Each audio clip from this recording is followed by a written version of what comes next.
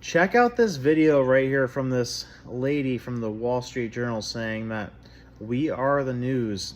We used to be the gatekeepers of information. Now she's freaking out that there's other sources of information that people are listening to. And, you know, at Davos, they're frantic about this. They're putting misinformation as the #1 threat to society for the short term. So check this out.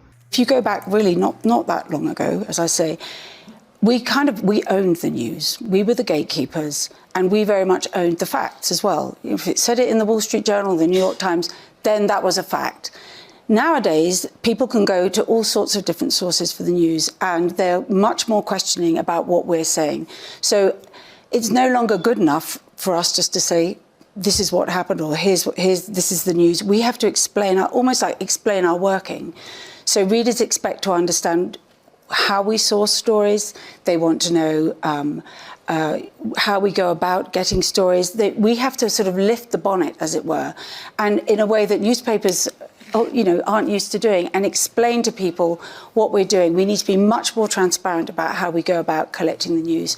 Do you believe the arrogance and audacity of these people? Like, she thinks she's saying normal things right there.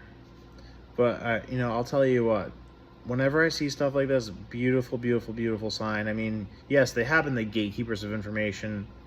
I mean, even since the printing press started, these institutions that had the means to create and distribute information, whether it's newspapers and online websites, television, cable, it's always been very centralized, but now it's the most decentralized form of information we've ever had. So that's a beautiful thing. I mean, information overload's probably the biggest threat that we face today, rather than censorship. Is just, people aren't even blown away by crazy things that come out in the news because of how much stuff is going on. So main takeaway, beautiful thing to see.